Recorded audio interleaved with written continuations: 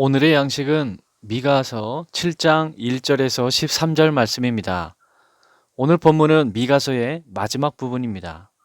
1절부터 6절까지는 이스라엘의 깊은 죄와 탄식을, 그리고 7절부터는 그럼에도 그 가운데서 피어나는 희망과 회복의 소식을 담고 있는 말씀입니다.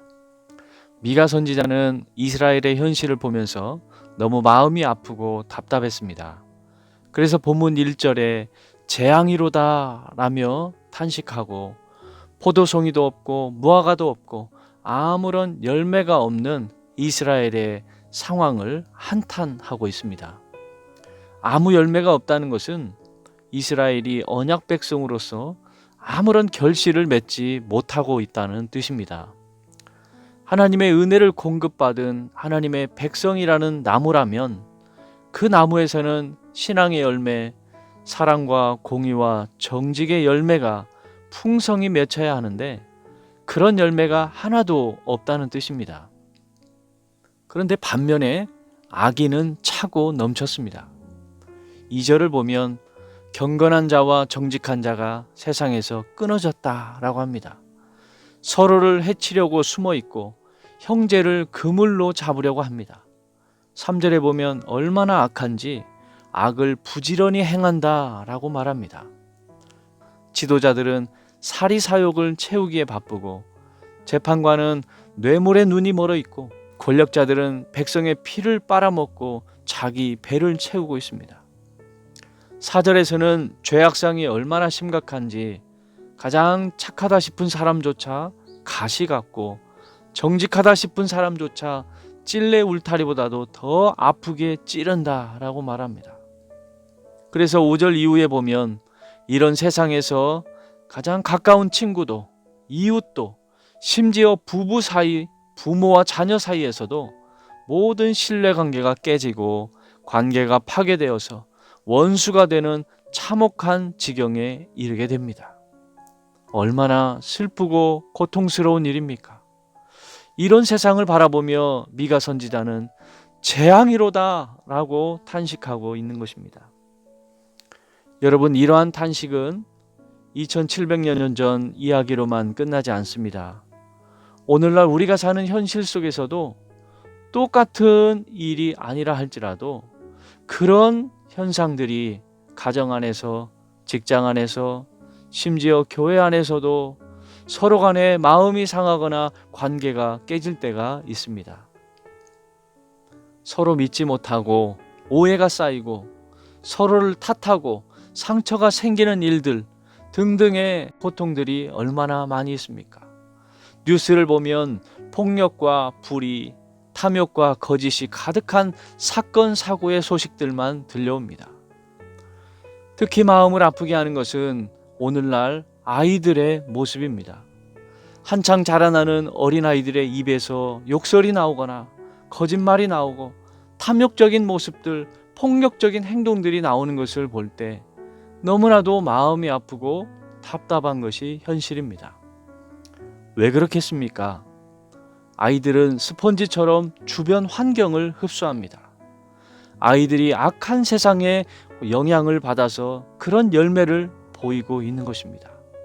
주변 어른들의 말과 행동, 인터넷과 미디어 등이 뿌리는 악한 씨앗들이 아이들의 마음에 뿌려져서 그렇게 열매가 맺혀지고 있는 것입니다.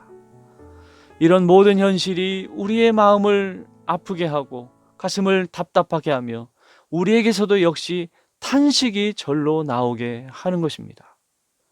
그렇다면 여러분, 이 탄식하는 문제를 어떻게 해결할 수 있겠습니까? 오늘 말씀을 보면 미가 선지자는 탄식하고만 있지 않았습니다. 도대체가 답이 없어 보이는 이 땅의 현실을 절감하면서 하늘의 구원을 바라보게 됩니다. 7절에 보면 미가 선지자가 이렇게 고백합니다. 오직 나는 여호와를 우러러보며 나를 구원하시는 하나님을 바라보나니 나의 하나님은 나에게 귀를 기울이시리로다 라고 이렇게 고백합니다. 여러분, 바로 이것입니다. 우리의 시선을 돌리는 것입니다. 세상을 향해 있던 그 눈을 문제를 보며 낙심해 있던 그 마음을 하나님께로 돌리는 것입니다. 오직 여호와 하나님만을 바라보며 하나님께 소망을 두겠다는 고백, 이것이 탄식을 소망으로 바꾸는 비결입니다. 이 간절한 믿음과 소망의 고백을 하나님께서는 어떻게 응답하셨습니까? 하나님은 미가 선지자의 이 간절한 기다림과 소망 끝에 바로 당신의 아드님이신 예수 그리스도를 이 땅에 보내주신 것입니다. 그래서 예수님이 오셔서 소외된 자, 병든 자, 귀신 들린 자, 눌린 자, 문제 많은 인생들, 고통당하는 인생들을 다 품어주시고 주님께로 나아오는 자들은 다 받아주시고 그들의 수고하고 무거운 짐을 해결해 주셨습니다. 그리고 십자가에서 우리의 모든 죄를 대신하여 죽어주시고 부활하심으로써 우리에게 참된 구원과 생명의 길을 활짝 열어주셨습니다. 예수님을 통해 성취되었던 것입니다. 그런데 예수님께서 오셔서 죄악된 세상을 구원하시고 하나님의 나라를 세우셨지만 아직은 완성되지 않았기에 여전히 세상은 죄악으로 부패한 모습들이 만연하고 우리를 힘들게 하고 낙심케 만드는 일들이 없을 수가 없습니다. 그럼에도 불구하고 우리의 모든 문제의 해결과 해답은 하나님께 있다는 것을 성경은 가르쳐주고 있습니다. 예수님께서 요한복음 16장 33절에서 이렇게 말씀하셨습니다. 세상에서는 너희가 환난을 당하나 담대하라, 내가 세상을 이겼노라 라고 선포하십니다. 환난 가운데서도 낙심하지 않고 담대할 수 있는 이유는 주님이 이미 세상을 이기셨기 때문입니다. 우리의 승리는 우리의 힘에 있지 않고 우리의 능력에 있지 않고 이미 이기신 주님 안에 있습니다. 그래서 우리는 불평의 시선이나 불안의 시선이나 염려의 마음을 거두고 그것을 그대로 가지고 기도의 시선으로 주님을 바라보며 하나님께 믿고 맡기고 의지하며 나아가는 것입니다.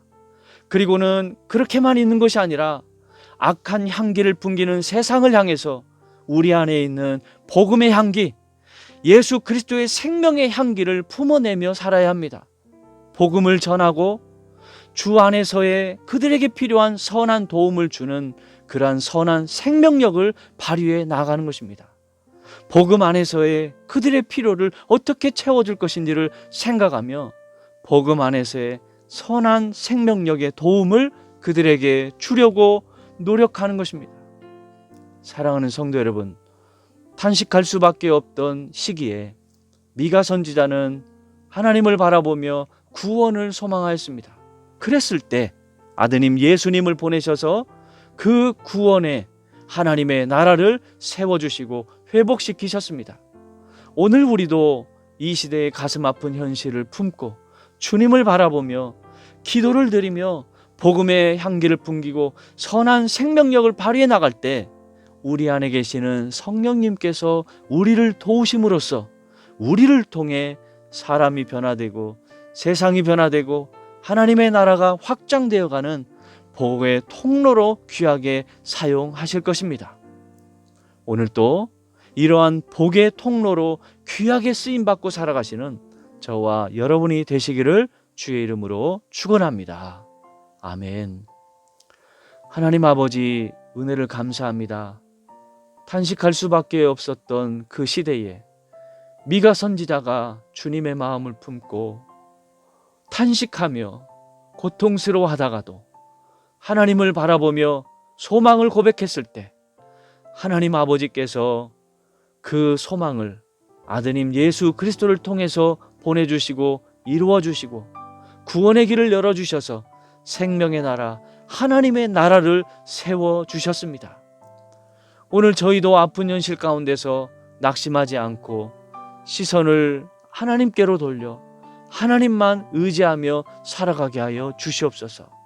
그리할 때 성령님께서 저희를 도우시고 역사하셔서 복음의 향기를 풍기고 선한 생명력을 발휘하는 삶을 살아가게 하여 주시옵소서.